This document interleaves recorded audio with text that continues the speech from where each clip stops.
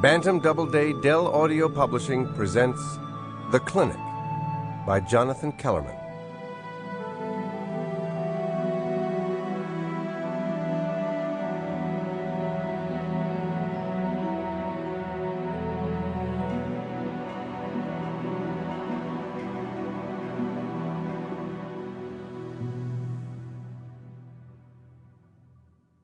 Few murder streets are lovely.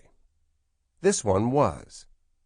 Elm-shaded, a softly curving stroll to the university, lined with generous haciendas and California colonials above lawns as unblemished as fresh billiard felt. Giant elms. Hope Devane had bled to death under one of them, a block from her home on the southwest corner. I looked at the spot again, barely exposed by a reluctant moon. Milo lit up a cigarillo and blew smoke out the window. Cranking my window down, I continued to stare at the elm. A twisting trunk as thick as a freeway pylon supported 60 feet of opaque foliage. The theory was that the killer had hidden under the canopy, though no hint of presence other than bicycle tracks a few feet away was ever found. 3 months later, theory was all that remained, and not much of that. Milo, whose unmarked Ford shared the block with 2 other cars, both Mercedeses, had told me about it with some bitterness, cursing politicians but really damning the cold case. Couple of news stories, then nada. Current events is fast food, I'd said. Quick, greasy, forgettable. Aren't we the cynic? Professional training, aiming for a rapport with the patient. That had gotten a laugh out of him. Now he frowned, brushed hair off his forehead, and blew wobbly smoke rings. Edging the car up the block, he parked again. That's her house. He pointed to one of the colonials, smallish but well kept. 2 upstairs windows were amber behind pale curtains. Someone home? I said. That's his Volvo in the driveway. He's always home, said Milo. She drove a little red Mustang. She was a lot younger than him. 15 years. What about him interests you? I asked. The way he acts when I talk to him. Unhelpful. Paz and fellows thought so too, for what that's worth. He didn't think much of the first detectives on the case.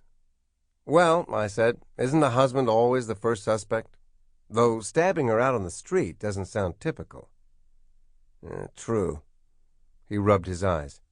Braining her in the bedroom would have been more marital. But it happens. Where exactly were the bicycle tracks? Just north of the body, but I wouldn't make much of those. Lab guys say they could have been anywhere from 1 to 10 days old. A neighbor kid, a student, fitness freak, anyone. And no one I talked to when I did the door-to-door noticed an unusual biker that whole week. Quiet neighborhood like this, I said. It's surprising no one saw or heard anything at 11 p.m. The coroner said it's possible she didn't scream. No defense wounds, no tentatives, so she probably didn't struggle much. True. I'd read the autopsy findings, read the entire file, starting with Paz and Fellows' initial report and ending with the packet of post-mortem photos. How many such pictures had I seen over the years? It never got easier. No scream, I said, because of the heart wound? Coroner said it could have collapsed the heart, put her into instant shock. Milo smoked some more. I thought again of the pre-autopsy photos, Hope Devane's body ice white under the coroner's lights, 3 deep purple stab wounds in close-up, chest, crotch, just above the left kidney.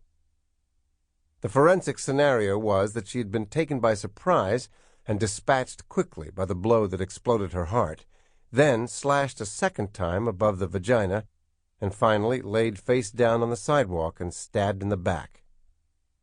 A husband doing that, I said.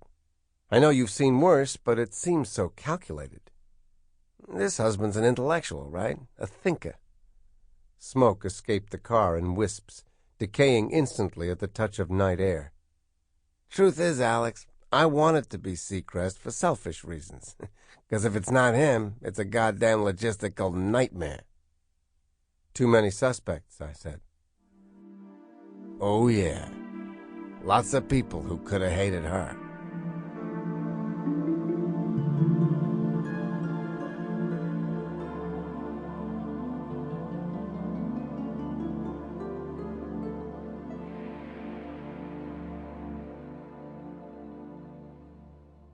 A self-help book changed Hope Devane's life. Wolves and Sheep wasn't the first thing she published. A psychology monograph and 36 journal articles had earned her a full professorship at 38, 2 years before her death. Tenure had given her job security and the freedom to enter the public eye with a book the tenure committee wouldn't have liked. Wolves made the bestseller lists for a month, earning her center ring in the media circus and more money than she could have accumulated in 10 years as a professor.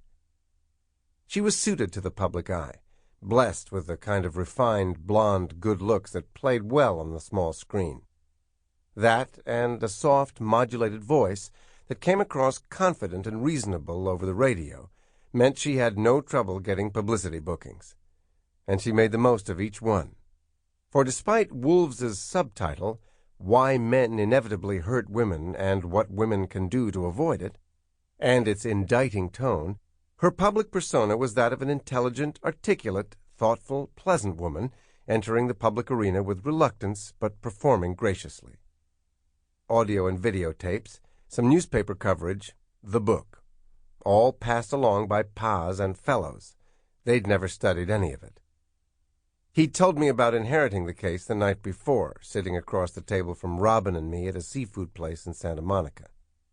Midway through the meal, Robin left for the ladies' room, and Milo said, "Guess what I got for Christmas?" "Christmas is months away," I said. "Maybe that's why this is no gift. Cold case. 3 months cold. Hope Devane." "Why now?" "'Cause it's dead." New lieutenant, same old pattern, I thought. Milo was the only acknowledged gay detective in the LAPD and would never be fully accepted. His 20-year climb to Detective 3 had been marked by humiliation, sabotage, periods of benign neglect, near violence. His solve record was excellent, and sometimes that helped keep the hostility under the surface. His quality of life depended upon the attitude of the superior of the moment. The new one was baffled and nervous, but too preoccupied with the dispirited post-riot department to pay too much attention to Milo. "He gave it to you because he thinks it's a low-probability solve?"